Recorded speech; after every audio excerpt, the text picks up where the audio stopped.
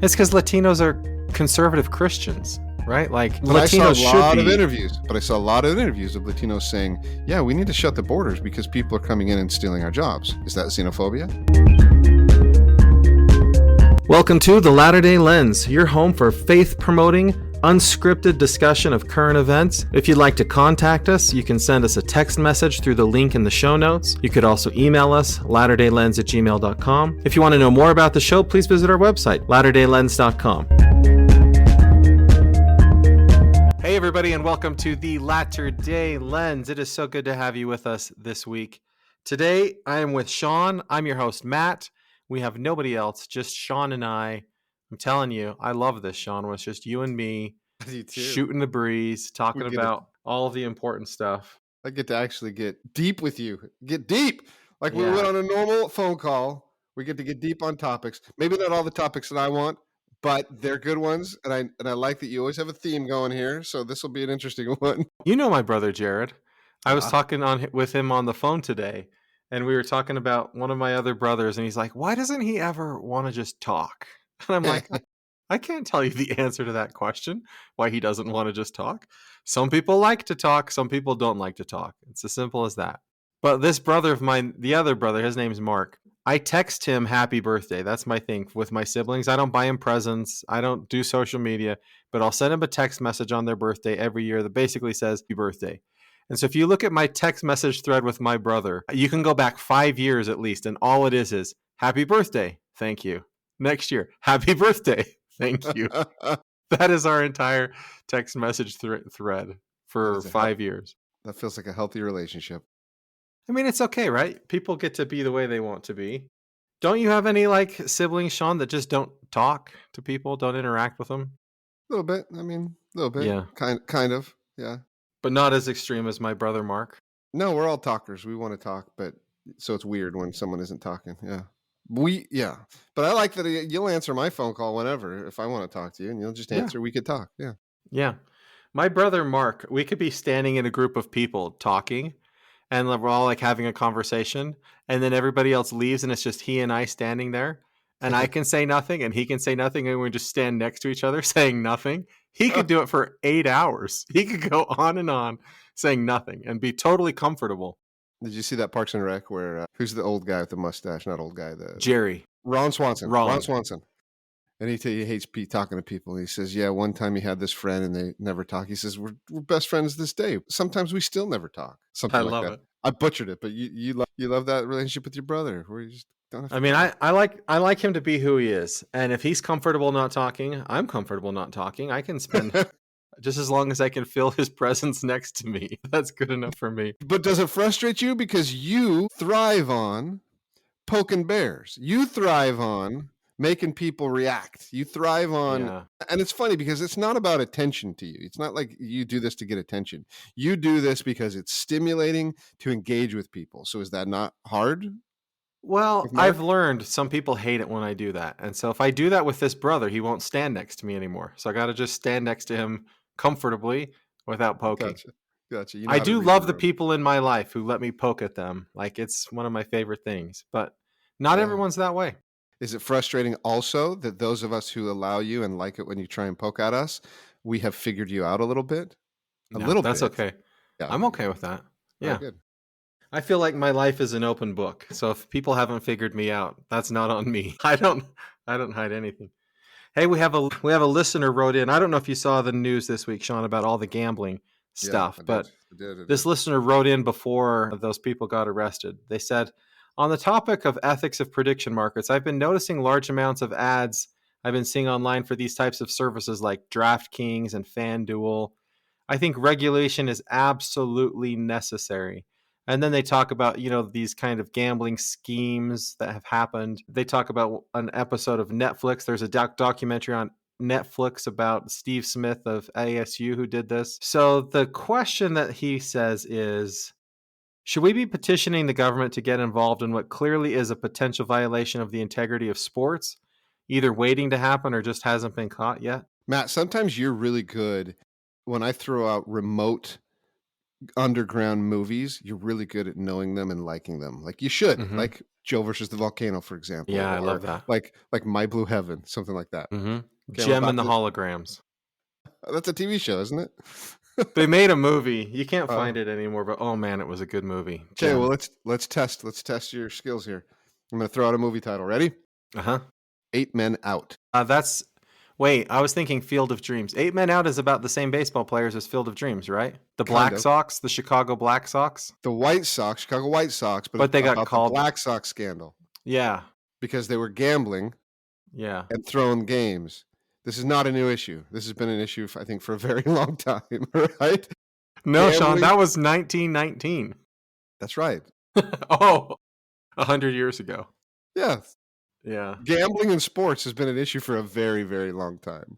Yeah. And the people who get involved, there's a justice system to punish or Shoeless Joe Jackson was one of the best players of his time and was caught in this scheme, or was at least found guilty in this scheme, and he never played professional baseball again. That's a pretty harsh punishment for breaking the rules. Well, that's good. That's what happened to Pete Rose, right? Pete Rose. That's right. Yeah. Well, but then that's because of regulation. So you're saying there should be regulation. It's just because of law, right? There's a law. Law is regulation. Yeah. Is it? Sure. Laws are regulations. Well, I don't see why you'd need more regulation, right? An NBA coach and ex-player just got arrested. Yeah. Because they broke a law, I guess. So there's laws. There's existing laws. I don't think you need more laws. No, I think you're fine.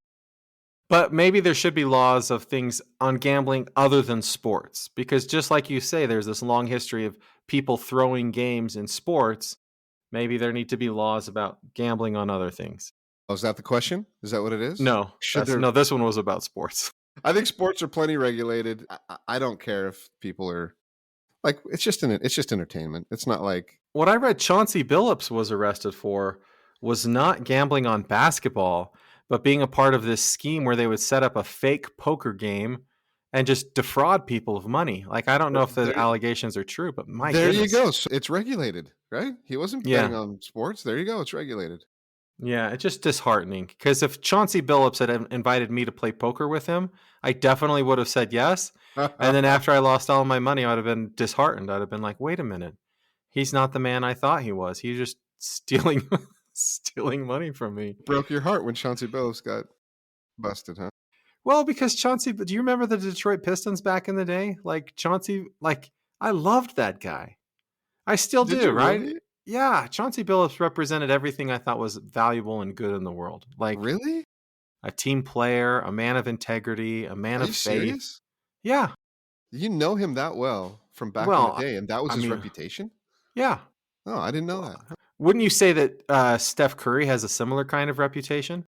I mean, these are all millionaire professional athletes. I'm sorry, I don't. Sure, but people talk about how Steph Curry's a great guy, gives back to the community, loving husband, loving father. Yeah, but that's just the front stuff. I know a little more behind this. I know.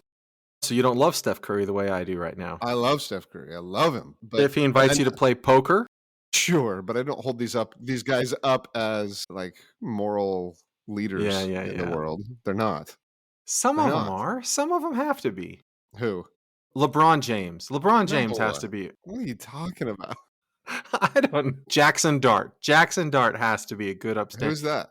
He's the quarterback for the New York Giants. He's a member of our church. Oh, is he? He's got to be. Jackson and all your family, we believe that you're valiant and true. I mean, you believe in the prosperity gospel, like some evangelicals do. So that would go against that, right? Because the Jets are terrible. Did you see that video? No, the Giants. Oh, I thought you said the Jets. Okay, sorry. If he was truly faithful, they would be a better football team. That's what I'm saying. Prosperity gospel. They almost beat the Denver Broncos last week. So they were ahead, Shawn. I turned on the game. I record the games and then I watch them Monday morning. So I turn on the game and it's like 28-6. The Giants are ahead 28-6 with 5 minutes left in the fourth quarter. And they lost the game. Wow. Hey, I like that you physically don't look any different than you did when you're 16, but your behaviors as you get older become more and more like an old man. I put my VHS tape in and I record the football game so that I can watch them Monday after work. Thank you, Shawn. Actually, that would be the same behavior I had when I was a 20-year-old. It's just that 20-year-olds don't do that anymore, and so it seems like an old man.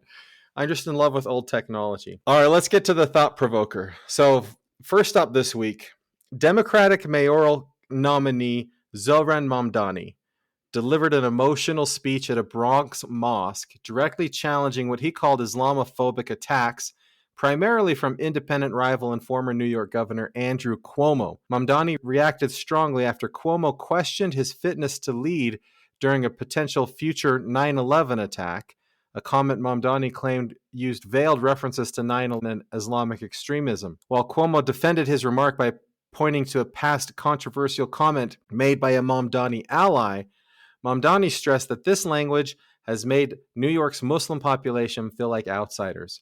Cuomo later responded by accusing Mamdani of using a dirty political trick to divide the city. But here's the question I have, Shawn. Should we, as members of the church, be concerned about Islamophobia in the United States? Before I answer, I'm going to ask you a return question. Do you think it's true that the only proper use of the Iphobia phobia name, like, probably is Islamophobia? That's probably the only proper use. Like, homophobia I don't think is a proper use of the word homophobia. Nobody's Arachnophobia. That's a proper use. Fear of spiders. Yeah, but when applying it to human beings, homophobia. What about xenophobia? Xenophobia, right? Those don't really apply properly. Like, there's no fear of those, groups of people. Think that but Islamophobia is probably true. I think that if you polled people, you're the polling master, I think people would be afraid of Islam. I think that's a proper, whether it's ignorant or true, I think it's the only true use of the phobia. No? But don't you also think there are people that are afraid of immigrants? Xenophobia? There are people that are afraid of what immigrants are. That's because you live in California. You live in a land of immigrants. But there are people in the United States that are legit afraid of immigrants and what they're doing to our country. Is that right? A big group of people, do you think? Oh, yeah. Not like, really? If we say Christian nationalists, have you heard of the term Christian nationalism? Well, yeah, but isn't that primarily a group of people in the South? Yeah, but 50% of people who we would measure as Christian nationalists score high in this xenophobia. But again, the word defines phobia not as fear, but as just a derogatory, like, you don't like these people. I would guess that Christian nationalists maybe don't like immigrants, but to fear them? I think they're afraid. No, I think they are, especially when you say they're predominantly in the South. There are people in the South that are afraid that immigrants are taking their jobs, that are changing America. Like, there's this fear that America is a Christian nation and these immigrants are changing it into something other than a Christian nation. And that doesn't bode well for the future. So would you then say that the increase in, for example, Latino voters for example, Trump, was that because of xenophobia? Because a lot of them, I heard a lot of them, I saw a lot of people saying, yeah, they're coming in and taking our jobs. I don't want people coming in and taking my job. Oh, you're saying the people who don't like Latinos but did vote for Trump. No, Latinos, you said who generally don't vote for a Republican did, by large numbers, vote for a Republican, namely Trump, because he was his message about border control is so strong. No, that's not what it is. It's because Latinos are conservative Christians, right? Like, Latinos should be. I saw a lot of interviews of Latinos saying, "Yeah, we need to shut the borders because people are coming in and stealing our jobs." Is that xenophobia? I would say those people, if they're Latinos, are not. I mean, that statement is a xenophobic statement, right? It is? Sure. Well, then we need to close the border. I saw lots and lots of that. So okay, those people that would be xenophobia, right? Because there's a fear, right, of them losing their jobs, right? Okay, so but back to the topic. Islamophobia. I think that's a proper use of the word. Should we be concerned? Yeah, I think we should be concerned about the view. That's a complicated topic. By the way, when was the last time you read the book that I was reading last night? Just coincidentally, called the Quran. I have never read the Quran in my entire life. Oh, Matt, you're an educator. You should, Why should I read the Quran? Scientist. Because did you find enlightenment? What did you read in the Quran that you loved? I mean, there's great stuff and there's not so great stuff. And what I loved, well, I mean, but it's half the world's it's half the world's religion, so I'm interested in it. And you just asked me a question about Islamophobia. So shouldn't we know something about that religion to be somewhat qualified to answer this question? I know a lot about the religion that I don't need to read the Quran to find out, right? Okay, so what's your answer? I think we should. Islamophobia? I think that so Islamophobia isn't about fear of a people, right? It's fear of a religion, and that should alarm everybody. If the United States becomes a place where fearing another religion is acceptable, that threatens everybody's religious liberty in the United States. Because do you think most Americans, though, don't necessarily just associate Islam with a religion, but also with the Arab world? Yeah, or Africa. Yeah, I think there's probably some truth. I remember in the 90s being in high school in history class, and we were supposed to write some paper, do some project. And I remember my group of friends, we came up with a project where we were pointing out like the terrorist countries that exist in the world. And we came up with a fake country called Afghanistan and did a whole like backstory on how these are terrorist countries. Oh, man. It's so dumb. But even in the 90s, like the reputation of Arab world is scary. Yeah. No, there was a book. It was a very influential political science book written in 96 by a guy named Huntington. It's called The Clash of Civilizations. And in that book, he argues that the teachings of Islam are fundamentally like opposed to democracy, and that in some societies, especially Islamic societies, democracy can never flourish. Democracy can never function. And that's just crazy. Like the idea, right, that people of some religion can't accept freedom. They can't live free lives, or that they don't want freedom or free lives. Like that's crazy. And that sort of thinking is dangerous. It is crazy. I totally agree. And so we should be concerned about Islamophobia. Do you think there's any merit in debating those scary things that for example, Matt, when we were on our mission in Ukraine, what was the policy about teaching Muslim or Islamic Muslim? We weren't allowed to. Why? Did they tell us why? They did. Because if we converted someone away from Islam, not only could they be killed, but we could be killed. And so they says that was the reason because of the law, because of the religious law. What do you mean? I don't know. Do you think anybody in Ukraine would actually get killed for joining the church, or that they would kill us? That was the like you're a 19-year-old dum-dum. Yeah, I know. I would have believed anything they told me, but I have a hard time. I hope that's not the reason we said you can't teach people of. That is the reason. What other reason would you think? Well, I would imagine, like, I could just see, like, Islamic communities, let's say in Ukraine, saying to the minister of religion, we don't want to have Mormons preaching the gospel in our city because la la la la la. Because post-communist Ukraine was very democratic, right? You had a organized group of Muslims communicating to their local city officials. No. So what are you talking about? No, like it could be as simple as like a bribe, right? Like rich Muslims saying, we don't want them teaching our people. We want them to stay away from us. And so then they just tell us as a city, don't teach any Muslims. And we're like, okay, we won't teach. I don't know. It seems weird that we could teach mafia people. You can go teach the mob if you want, but not a Muslim. Well, that was my point. I was watching just last night, Bill Maher, right? Pretty liberal guy, debating. Liberal? I would say he's libertarian. I mean, he's traditional Democrat, though. Yeah, Democrat. But I would say he's libertarian in his political views. Okay. Well, he was talking to some Muslims, I guess, and the topic got pretty heated because his stance is, like, if you polled Egypt, something like 85% of Egypt agrees that if you leave Islam, you should be killed. That's according to the Quran, that supports that kind of thing. What do you mean, sure? Yeah, it's in the Quran, right? Not really. I mean, there's doctrine in the Quran that I read that you just could last construe night. that way. You could easily construe that if you're a Jew or a Christian, or that if you leave your faith in God, you could easily construe that, yeah, you're justified. The righteous are justified in killing them. Yeah.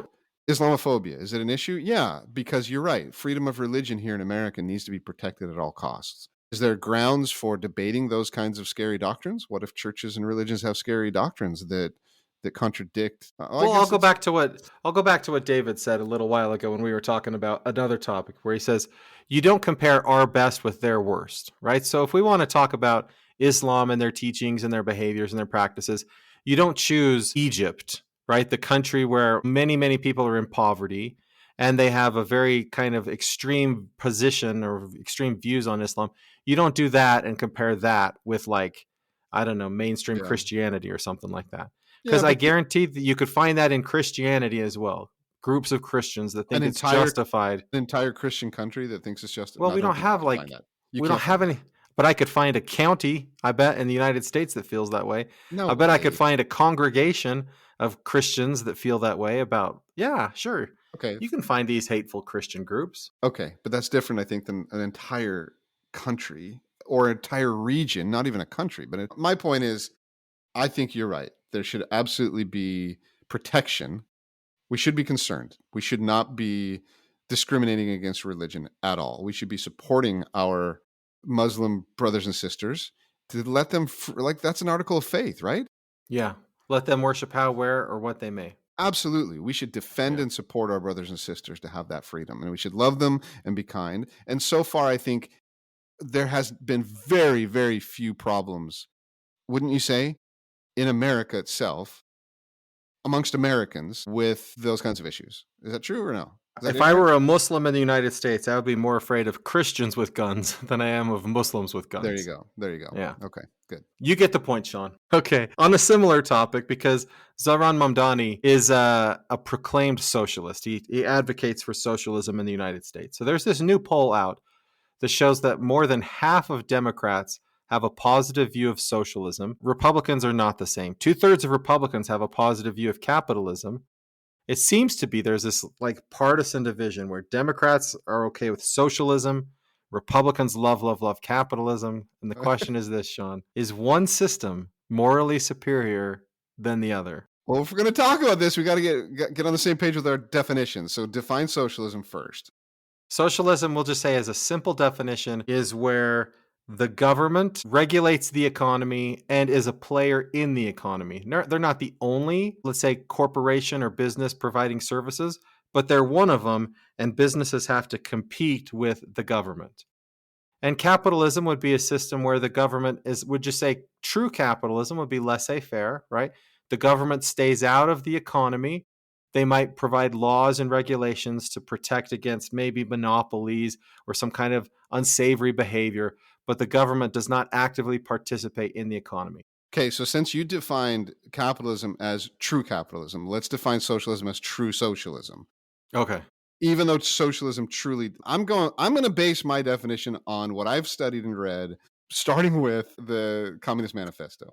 But that's not socialism, that's communism. Yes, it is. It's the core of socialism, though. You're saying socialism. You're saying socialism's intent is to lead to communism? Yes, that's exactly the proclaimed message of socialism. I don't think most socialist countries aim for communism anymore, but we can even just do it that way. But you said true capitalism, so let's talk about true socialism as based on true socialism would just be the government can be more efficient providing some things than the private market. So the government should be in the market where it's more efficient. It rather says that the means of production, distribution, and exchange are owned and regulated collectively, which mostly means government. It does allow for, worker co-ops or communities as a whole, but what it really truly means is centralized government. Okay. If you want to define socialism that way, I'm okay with that. Let's say socialism is a system where either the government or a co-op or some group owns everything. It could be government or let's say because government has a scary connotation sometimes. Let's say government, if we define government as a group of people elected by those they represent, right? Because like a homeowners association. That would be democratic socialism. Yeah. Which is the big buzzword today with Bernie Sanders, democratic socialism, where it's basically, but that's basically what that's saying is we as a people collectively are willing to give up our freedoms to give the means of production to government. Yes. To government. Yeah. Okay. We'll define. Okay. To government, that's fine. To government is fine. Okay. So is one of those morally superior to the other? Because I'll tell you that socialism is morally superior. Absolutely not. Because it is based on incorrect principles. And I've got 4 here. Okay. Wait, so you're saying capitalism is morally superior because it's based on correct principles? There are more, it's not perfect. It's not like the righteous, economy, there are more righteous principles that it's based on. It's better than socialism. It's morally superior to socialism. Yeah, I'd say okay, tell me why. Tell me why. Okay, violated principle number 1 is this. Here's the fallacy that socialism is based on, literally based on. All history is the history of class struggle or power struggle. Okay, yes, that's very Marx. It preaches that socialism says that you are supposed to view all relationships, whether it's person to person or it's state to state, government to government, that it should be viewed as a power. What are you laughing at? That it's a power. I feel like I'm at a Marxist rally, but yes, I agree. You asked the question that we're discussing here. You just asked socialism. Why I'm laughing. I know, I'm laughing because I'm like, yay, I'm at a Marxist rally. Yes, they would chant that at a Marxist rally. That's right, which is the father of socialism. Yeah, kind of, sure. Okay, so it is absolutely wrong and almost evil to view all relationships as power imbalance. Because what that does, I agree with you. That principle is a false principle. The Marxist interpretation of history is false. So, okay, I reject that. We both reject that. Okay, good. Okay, good. Principle number 2, capitalism exploits workers. Yes, I agree with that. But that's not true, because in a progressively free society that has a constitution, for example, that America has, that protects human rights, there are there's progressively going to be steps that prevent exploitation. It's going to be about free exchange without coercion. Coercion is punished in a free society like America. If it wasn't, then I would agree that capitalism can exploit workers, because it definitely does elsewhere. I believe but not in America. That 50% of U.S. workers are exploited by the capitalist system. That's ridiculous. I believe that part. So we disagree on that point. So that would be, I would say, capitalism is immoral because it exploits workers. So to be exploited, the 50% of Americans, 50% of American workers, to be exploited, that would mean that they were either coerced, yes, or controlled. Yes. That's okay, right. Which one is it? Are they coerced or controlled? So you think that half of America is being forced to work at Target? They're being forced to work at a place they would otherwise not choose to work because they have no options to do anything else. That is so stupid. That is the stupidest thing. How could they possibly not have a choice in America to quit Target and go to Taco Bell, or quit Target and start a business, or quit Target and go to Microsoft, or quit Target and get an education, that doesn't even cost anything, and become a programmer? Like, that is not coercion. That's just choices. I'll give you one example. Okay. Every place I've ever worked, there has been a woman working at that job, not because she likes the job, not because she needs the money at the job, but because her family needs health insurance and her husband owns a business.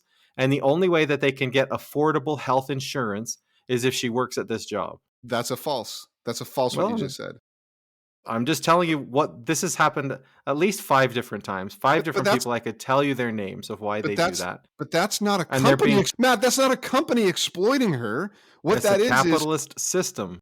That's not a system. That's not a company. The principle that we're arguing is that it exploits workers. That's not anyone exploiting her. What that's doing is giving her an option that she deems a better option. That's giving her choices that she deems as a better option than, for example, getting private insurance because it is more expensive. Now, the capitalist system does not allow them to make a choice for health insurance that's better than what they're being offered. Just because they maybe can't afford a certain health insurance system that they prefer doesn't mean that they don't have a choice. They absolutely have a choice. That is ridiculous. Being compelled, they're being coerced, they're being controlled. No, it's subtle. It's subtle. It's not overt, but it's definitely exploitative. No, it's not. You're dead wrong. We can disagree on that. All right, principle 3. You're gonna love this one. In section 2 of the Communist Manifesto, the abolition of family. Family and marriage is an institution of class oppression, private property, and female subjugation, and needs to be abolished. That is a principle of Marxist socialism, capitalism. The abolition of the family unit. Okay. I do not believe that socialists like Bernie Sanders or Zohran Mamdani are actually trying to abolish the family. I do agree with you that Karl Marx said that, and there's a long explanation for why he said that. I do believe that at the time that Karl Marx was writing the Communist Manifesto, families were not the ideal. The nuclear family that he said we need to destroy, we've had a lot of changes in law that give people freedom to like leave familial relationships without losing all their property and things like that. So I agree. We should not try to abolish the family. But I don't think socialism wants to abolish the family. But we agree with that principle. Founding principle. I will just tell you this. Capitalism does more to destroy families than communism does. Because capitalism forces a man to leave his family, forces women to work, forces this to be two-income families in order to survive because the cost of goods and services goes up.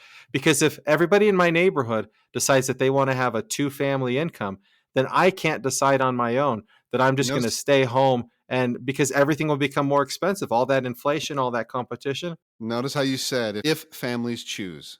That's the key word. If my neighborhood chooses. Right. If your people choose, if citizens choose that they want more money or better insurance, then they can choose to work any way they want to work in a free capitalist society. But and it makes if the harder. outcome is that affects your marriage, that's a choice that they make. That's a freedom of choice. You don't have those choices, Matt, in capitalism or socialism. Yes, I mean, in communism or socialism. Yes, you do. No, you don't. Okay, Shawn, show me what. You and I served our missions in a post-communist society. True? Yeah, true. Did you notice that there were no families? What do you mean? There were families. They had strong family bonds, even though they were emerging from a communist society. Sure they did. I'm not saying your statement. It wasn't my statement. No, I'm saying that communism didn't destroy families in the Soviet Union. It tore apart their ambition. Come on. Their ambition to have a... Go ahead. No. So now in a free society as they lived, they had no ambitions to go out and start a business or to, like, they were stuck as coal miners. And that and alcoholism caused more marital problems than I've seen in America. Okay, but that wasn't communism that did that. Really? No, communism wasn't like, let's go have them work in a coal mine so that they're going to have no ambition and drink alcohol all the time, and then they're going to destroy their family. You talked to everyone, right? And why do you do what you do in your profession? Because when I was born and went through school, they placed me in a program. They said I was good at math, and so I became an engineer at a coal mine. And why did you? Well, I didn't place very well at math, so they put me in the coal mines down. They put me in the coal mines down in the 5 miles underground. And that's why I lost all my fingers, and that's why I drink a lot of alcohol. And that's but the intent was not to destroy families. That wasn't why they did it. Oh, I don't know if I mean, it's true. I don't know if Stalin, Lenin's, if they adopted the whole family thing. I don't know. I mean, I do know that they were more. No, that's not true. They absolutely did, Matt. They viewed every individual as equal roles, right? Women and men as equal roles. So women should be down in the coal mines. Women should be engineers. And women should be scientists. And there's actually, obviously, there's elements of that are awesome. But they did definitely not encourage women should, become mothers. They didn't encourage that. Neither does a capitalist society do that. Okay. All right. Are we on number 4? Yeah. Number 4 is personal property. The other lie that socialism preaches is personal property is violence. Yes, that is 100% true. No, this is absolutely not true. Shawn, if I go onto somebody's property, this happens at least weekly in the United States. If you watch the news that I watch, somebody's on somebody else's property and gets shot and killed because trespassing. That is not the same as saying private property is violence. That is someone breaking a law and coming into your personal space and you defending them. That has nothing to do with personal property being violence. The only way to maintain private property ownership is through violence. That's the only way that it happens. The only way to maintain freedom of speech is through violence. The only way to... Oh, really? If you have... Yeah. Okay. Private property is something that we create in order to permit violence in society. Freedom of speech is something we create. What did you just say? Hang on, say that again. Say it again. Private property is something we create to legitimize violence in society. You think the intent of creating you owning your home is to justify you doing violence on other people? Yes.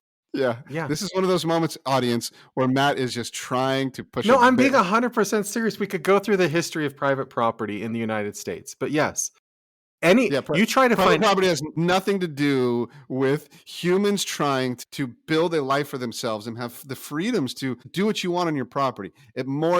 These guys were like, wait, how do I scheme? How do I kill other people? How do I do violence on other people? I know. We can set a line around this square, and if I own it, that justifies me in killing other people. Matt, that's ridiculous. Even more horrific than that. What we do is we draw a square around land that other people already had to justify us taking it away from them. Yeah, but that's you can't find anything in the United States that anybody owns that wasn't taken from somebody else by force at some point. It was all taken by force at some point. That has nothing to do with the United States. That is a worldwide statement. No, that's not worldwide. Do you know who didn't do that? The Native Americans didn't do that. That's why they don't have any land anymore, because they said nobody owns this land. Matt, who do we believe are the core groups of Native Americans? Like in the United States? As LDS people, yeah. Oh, the Lamanites? Is that what you're talking about? Yeah, you're saying that anciently, the Lamanites and the Nephites... I'm just saying political history of the United States, right? Yeah, but we can just take... No, you said the Native Americans never had property. That's right. Rights, they didn't have battled or killed each other over property rights. Well, now you're making me go to the Book of Mormon.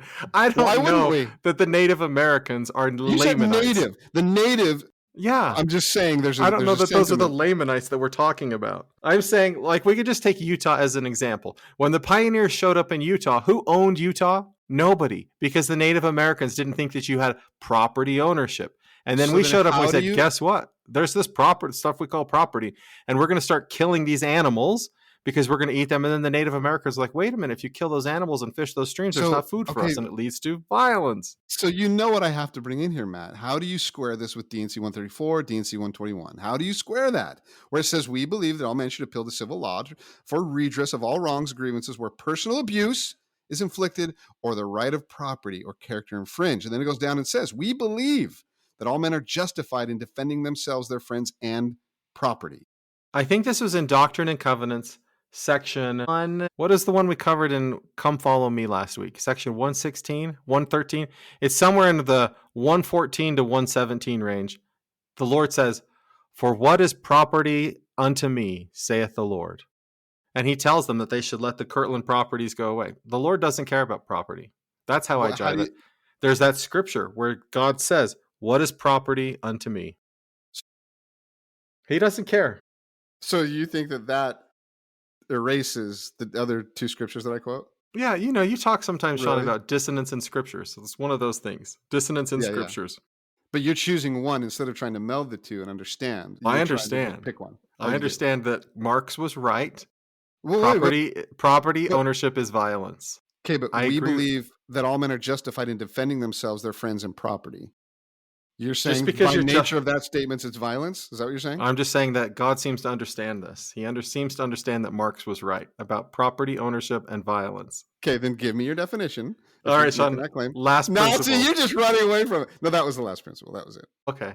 Yeah. Okay, I'm going to say this. Socialism is morally superior for this one reason only. Yeah, okay. The first great commandment is love God. The second great commandment is love your neighbor as yourself. Socialism is a system of government that promotes the care of other people in society over taking care of yourself. Wrong. Here's why you're dead wrong. Here's why that's absolutely wrong. Okay.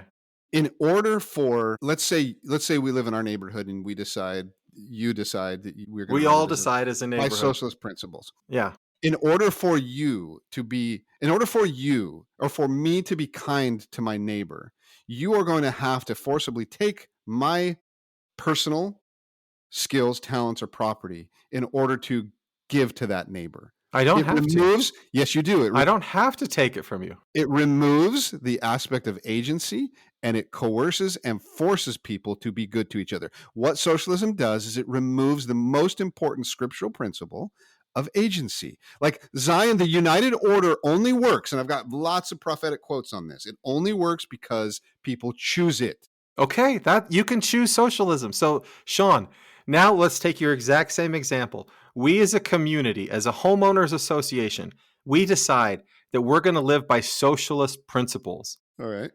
And if a person doesn't want to abide by the socialist principles of our little community, what happens to them? They can leave. Happens to them? They can move. They can live somewhere else. Okay, but that is not so nobody's coerced. That is that is dishonest, because that is not the vision that the creators of socialism had. The result, if you didn't want to live socialism, was we kill you, or we put you in gulags, or we put we're you not in going to do that, and because that is practical. Well, then you're violating socialist principles. I'll just say that's a principle we choose not to embrace in our socialist society. So you don't believe that socialism? No, you can't. You don't have to embrace, because you're violating their principles. You don't have to embrace every principle of socialism in order to live a good socialist society. You said the definition of true capitalism is X, Y, and Z. The definition of true socialism is what you're violating now. I'm just saying, I think we could have an almost true socialist society if we get closest to the ideals of socialism. And a person, if they don't want to live in our neighborhood, they can leave. But anyone is welcome to come, and we're going to give you free food, and we're going to give you free services, and we're going to give you free health care. And we're going to provide everything for society in our community. You need to go read Ayn Rand again, because she talks about. Okay, I know you love Ayn Rand. Okay, but then let me give you a Brigham Young or another prophet that I won't name a name because it'll trigger you. We do not intend to dictate to the people. We do not intend to take away one particle of their rights or privileges. We design simply to teach them how to be one and to teach them the law of celestial kingdom. Because socialism involves forceful redistribution of wealth, the Lord's way is voluntary, not compulsory. That is the key difference. Well, then let's do it voluntary. We'll just call it. So what do I need to call it to make it so you like it? The principles of Zion or celestial kingdom? Not socialism, because socialism's principle is absolute by force. If I call it the law of consecration, if I just tell people, like I'm running for office, and I say I'm a consecrationist instead of saying I'm a socialist. But that's the huge difference. You are conflating in the most wrong way socialism with the law of consecration. No, I'm not. They have nothing to do with each other, because one says we will force you to do it, and the other says no, we're going to choose to do it. We are going to choose to be kind to people. But Matt, that's not socialism. That is the opposite of socialism. You're conflating the two. I'm going to use socialist institutions that people can choose to be a part of, or they could choose to leave America, and they could choose it either way. Those are contradicting terms, Matt. Those are contradicting terms. Socialism has nothing to do with free will. It removes the free will. No, it doesn't. Yes, it does. The principles of communism. Well, so I'm not a socialist. I'm a consecrationist, Shawn. I'm a consecrationist. I love that. Then say that. Okay. Because that's true. I think Bernie Sanders is too, a consecrationist. No, he's not. But I'm gonna help them forcefully. He wants to apply the principles of Marx, overtax people so that you are forcefully taking their property, so that eventually the centralized government can have all of the money and the means of production. That is force. That is not choosing. That's a socialism principle. I'm gonna encourage them to alter their messaging for Mormon audiences, so that they can win votes in Utah and Idaho and the conservative parts of California. So lie to them and say consecration is the same as socialism? I would never encourage them to lie. Politicians, I don't believe, should lie. They should be honest. Okay, they just need to change their messaging. By not talking about socialism, because that takes away people's free agency. All right, you get the point, Shawn. That was really good. You came armed and ready to go. Yeah, I did. Okay, last topic.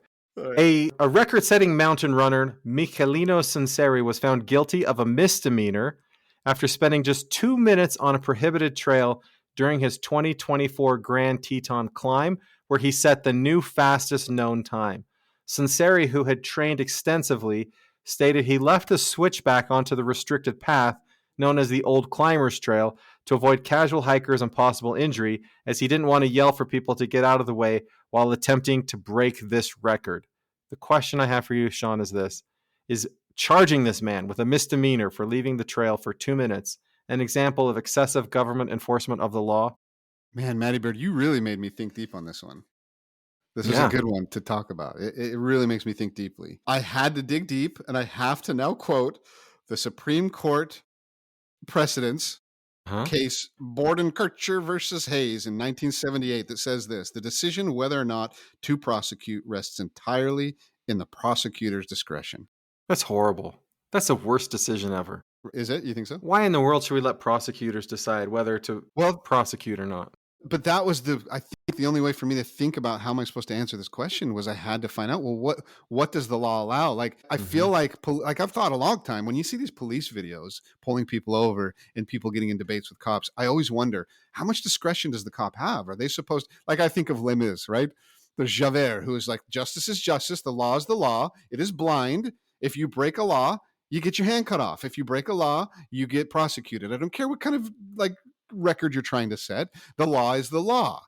And it's a fascinating book, Les Mis, because is society supposed to have a balance between justice and mercy? Are we supposed to rely on our politicians and our lawmakers and our judicial system to apply mercy? Or is that not the point? Is the Statue of Liberty blind because there's literally the symbol of the Statue of Liberty, which we all revere, is blind justice, right? Which was applied perfectly in this case. It doesn't matter if this guy was supposed to win the record or beat the record over. He broke a law. So it became to me, well, what kind of discretion does the judge, the police, the prosecutor have? And why are we allowing that? Is that to allow for mercy in our system? But is that the role of government? See, Matt, you really made me think deeply about this. And I don't know the answer, but I think what it leads to is corruption, because the public doesn't pay enough attention to this stuff to hold prosecutors accountable. So, but it's not just corruption it can lead to. It also leads to racial and gender bias in the judicial system. The discretion part does. Yeah. Okay. Because I don't want to that makes sense. Yeah. Because a judge comes from a certain background, right? No matter who the judge is, they have their own background. And if somebody who they can relate to can say to them, hey, this is what happened and the law really shouldn't apply in this situation, then that prosecutor can be like, yeah, you know what? I get where you're coming from. And so then based on what you're saying, you then defend what happened here. He should have been prosecuted because the law is the law. And if you disagree that Supreme Court decision that discretion should be applied by prosecutors, then you believe this was just. It doesn't matter. I think that in a republic, right, a system where we elect people to make laws for us, the only way that you can have a truly fair system and a truly representative system is if every law is applied to every person exactly the same. Because what will happen is people will say, wait a minute, what's that stupid law? Why would that be a misdemeanor to go on that trail? And then they'll say, let's change the law. Rather than saying, show mercy in this situation, they should be saying, change the law because it doesn't make sense. I mean, I think your stance has been a long time has been that. And I've learned from you that really important principle, because you're right. My gut reaction as a libertarian is, what a stupid law. That is so stupid that they're wasting this guy's time. They're wasting our taxpayers' money and prosecuting this kid for 2 minutes of walking on the wrong trail. Yeah, my gut reaction is how stupid, how ridiculous. But I had to check my principles and go deeper. But I think that's you nailed it. My fight is go change the dumb law, but apply the law, whatever the law is. I mean, you could have quoted many D&C scriptures that talks about even the Articles of Faith, right? We believe in obeying the law. My favorite verse is the one that says, "The someone who obeys the law of God has no reason to break the law of man," or something like that, right? But why is that your favorite? I like that way of saying it, right? That there's no reason to break the law of man. Like the law of God doesn't conflict in that way, right? Because there are Christians out there that say, if the law of man and the law of God don't coincide, then you just ignore the laws of man because you're obeying a higher law, the law of God. So what do you believe that the scripture teaches us?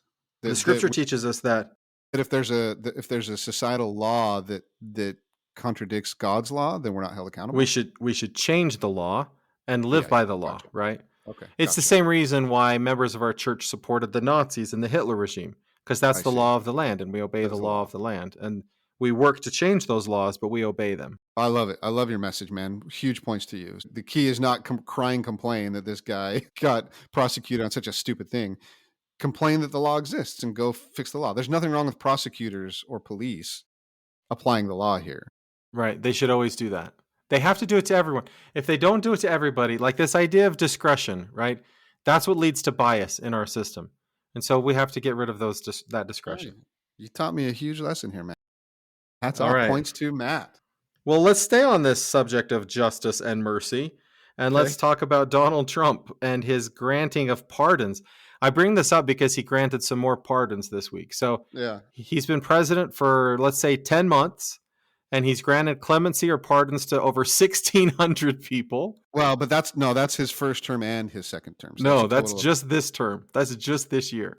I don't think so. But in his first term, I looked this up. In his first term, he didn't do very many. So as a total, he's at 1,700 for his first term and this second. Okay, but in the second term, we're at 1,600 because 1,500 of them were the January 6th people. He pardoned everybody that had anything to do with January 6th. Oh, 1,500 of them. 1,500 January 6th people. Okay. So without those people, then he's well under the pardon average. No. He's 100 in his first, not even first year.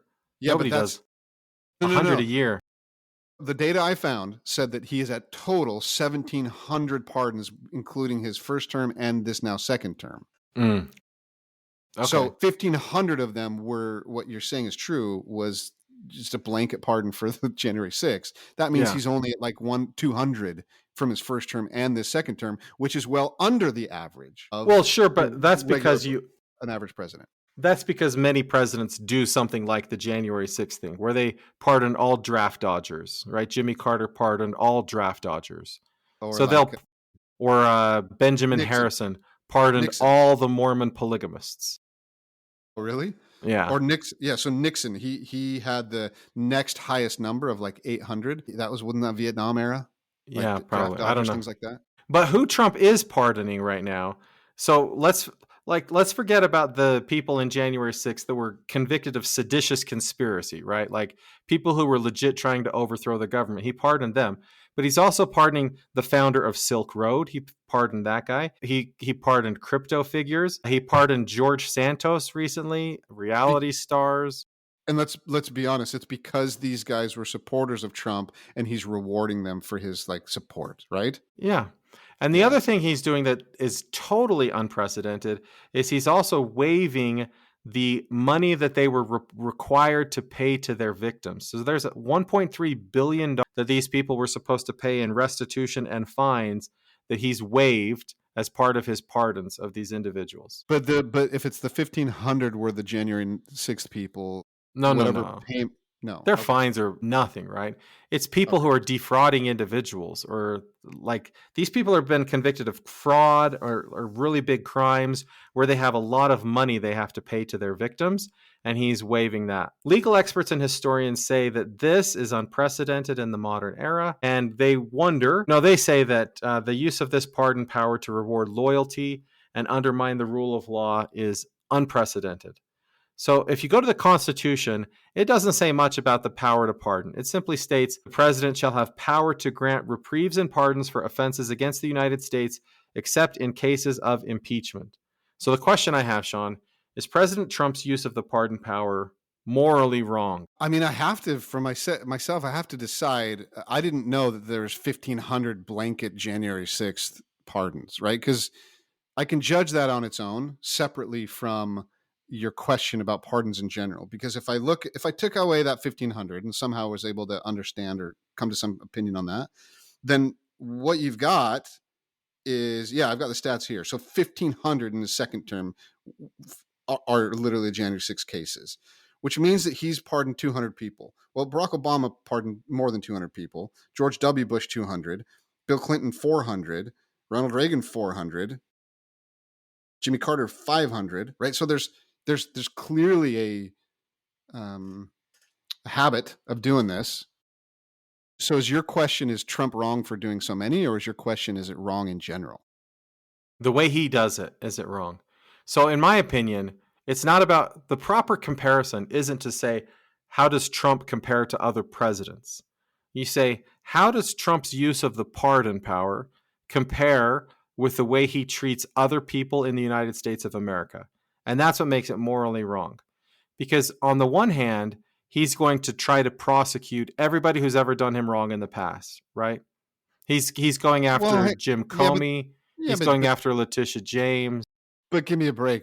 But hang on. Give me a break. Why don't you have as much ire against the Biden administration for doing the exact same thing? I'm not done of all of the thing, right? The other thing that Trump is doing that this has to be weighed against is, like I read in Idaho recently, there was like some kind of like a monster truck rally or some kind of a race and like a dirt biking thing. And ICE went in and arrested over 100 people because they're like, oh, you guys are here undocumented and we suspect you of crimes or something like that. So I have to weigh his pardoning of rich, wealthy criminals who've committed crimes that legitimately hurt people with his prosecution of political enemies or political opponents and his prosecution of hundreds, if not thousands, of undocumented immigrants in the United States. And that's where I say it's wrong. Because it's not okay for a president of the United States to say one group of people, because either you donated money to me or because you're rich or because I'm sympathetic of the crimes you committed, I like them too. You guys are fine. Or the January 6th people, 1,500 January 6th people. You're all pardoned and that's just fine.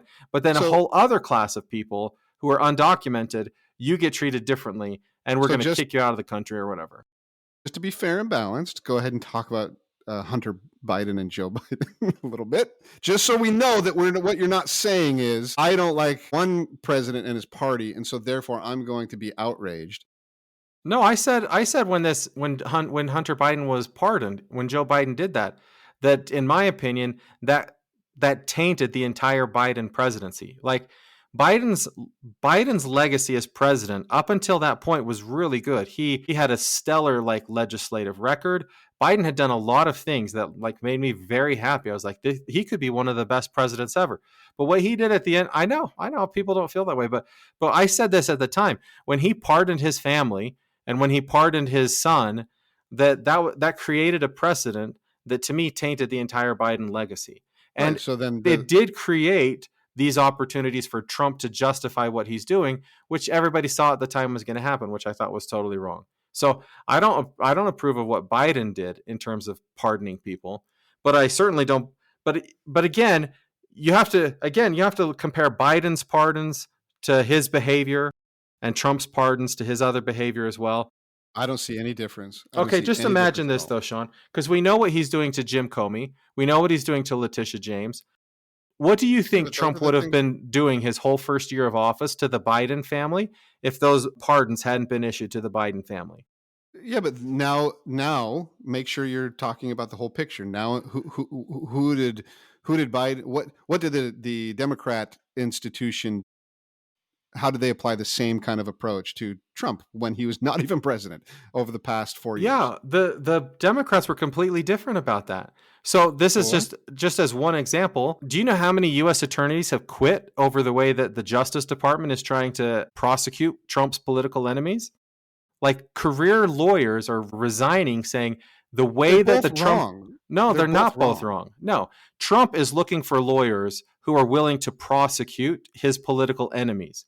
Biden said, I think that there might be some evidence here of wrongdoing. Let's appoint somebody who has a good reputation of being bipartisan, who has a good reputation of being a litigator and impartial, and let's give them power to investigate these alleged crimes and see if there's anything there. The Biden administration did not. Joe Biden at no point ever said, go prosecute Donald Trump. All he ever did is say, investigate and see what the evidence leads to. Not only that, they took the evidence that against Donald Trump, they would take the evidence to Florida to a judge appointed by Trump to try to prosecute that case. Trump's Justice Department is doing the totally different thing. They're taking their cases and trying to find anybody who will indict. And the judges have been throwing out those cases saying, you can't just go around and finding anybody who will indict. It feels like as upset as I am about what Trump is doing, Biden did the exact same thing. No, he didn't, Shawn. He really didn't. They pursued a range of political and judicial strategies against Trump, including congressional investigations, those were legitimate. Those were legitimate investigations. But guess what Trump supporters say about what Trump's doing? It doesn't matter. Legitimate investigations. They found evidence of wrongdoing, considerable evidence of wrongdoing. But that's what Trump people say. James Comey? That's exactly what Trump. But there is no evidence of wrongdoing against James Comey. But that's your opinion. No, read the evidence. Read the transcripts of no, they don't even present the evidence of the case. And by the way, they're using an attorney who wasn't even appointed to their position legally. It's not even close to the same. I'm saying we should be disgusted by what he's doing. We should be equally as disgusted about what Biden did. Federal and state criminal indictments, often led by only Democratic prosecutors. There was never any fair-minded. Give me an example of that. Sure. I can find There's one. no examples of the Biden administration. They chose Jack Smith. The Russia inquiry was Robert Mueller. These people aren't Democrats. James Comey, by the way, wasn't a Democrat. He was the head of the FBI appointed by Republicans. No, I know. That's right. That's correct. Yes, it's completely different. So it's fine. Like, I'm willing to admit things that Biden did that I think were bad, but I don't think that it's appropriate to equate Donald Trump and Joe Biden. That's exactly what the game that Donald Trump wants people to play and say, hey, I'm just doing what they're doing. He's not doing what they were doing. He's finding people who are his political loyalists. He's putting them into positions illegally. He's firing people who should not be fired to replace them with people who are just going to do what he wants them to do. That's not the legal process. That's not what happened with the Biden administration. So Letitia James, the Trump fraud case. Yeah. I mean, we talked about it on the podcast a long time ago. Sam and I agreed, I think, that seemed to be more politically motivated than actually motivated. But you disagreed. No, what I say is a jury convicted him of that. What charges do they have against Letitia James right now? Like we're find out, right? It's going to go to trial. We're going to find out. Everything they accused Trump of, he got convicted of. So to me, that's find out. So will you change your tune if Letitia James and James Comey get convicted? Will you be sure, like, oh, well, then it was legitimate? Of course. Then good. Then we should probably wait to have this discussion until that happens. Right? I'm not the one who brought those up. You were the one who said that what he was doing was the same. I'm telling you it's not the same. We can wait and find out if it's the same. Okay, that's fair. That is fair. Okay. Because you're putting your judgment based on if people get convicted. We've got to wait and see. Right? And before that, I put my conviction on, does a grand jury indict? And in these particular cases, grand juries didn't indict. They had to go fishing for a grand jury outside of the jurisdiction of the courts in order to get the indictments. Did they get grand jury indictments? Not from the place where they were supposed to get the grand jury indictments. Does that make sense? Well, no. but so why does it matter if some other grand jury? You either trust grand juries or you don't, right? Well, so what happened in the case of Jim Comey was they went to the grand jury and they didn't get an indictment. So they went to another grand jury and didn't get the indictment. And so they just kept going until they could find a grand jury that would indict. So to me, no, that's not a fair use of the process. Yeah. Okay, so back to the Trump impeachment. You still didn't tell me, Shawn. You told me that compared to other presidents, he doesn't seem so bad. No, I did not say that. I said they all look bad. But it's kind of a joke to nitpick like this guy's so much worse than this guy. I think the last two presidents have been the worst two examples of honorable presidents in history. And you can't separate the two. There's no good that came out of Joe Biden in this category. Yeah, okay, no good. Like I agree with you. He did the same thing. So yeah, I mean it's all wrong. Like I don't know what to say. It does seem wrong. It seems very, very wrong. Hey listener, if you disagree with us, if you think Trump's pardons are great, we would love to hear that. And if you agree with Shawn that somehow like Trump's just acting the same as Joe Biden, let us know that too. I'll be happy to read those emails. That would be fascinating. I would love to hear a strong defense of that. I'm sorry I couldn't provide that strong defense. No, it was good. You did fine, Shawn. But I know that there are listeners that really, really love Trump. I would be shocked that anyone would be like defending his blanket pardons of people like what's the dude's name? The creepy guy, George Santos. How can anyone defend that? We want to hear it. If you can, let us know. We'll talk to you guys again next week. It's always sad to say goodbye, but we hope you'll join us again next week. New episodes drop each Wednesday. In the meantime, subscribe to the podcast, give us a like, and visit our website for past episodes. You can comment on the show at realmormonism@gmail.com. Thank you for making us one of the most listened to podcasts. We love our listeners.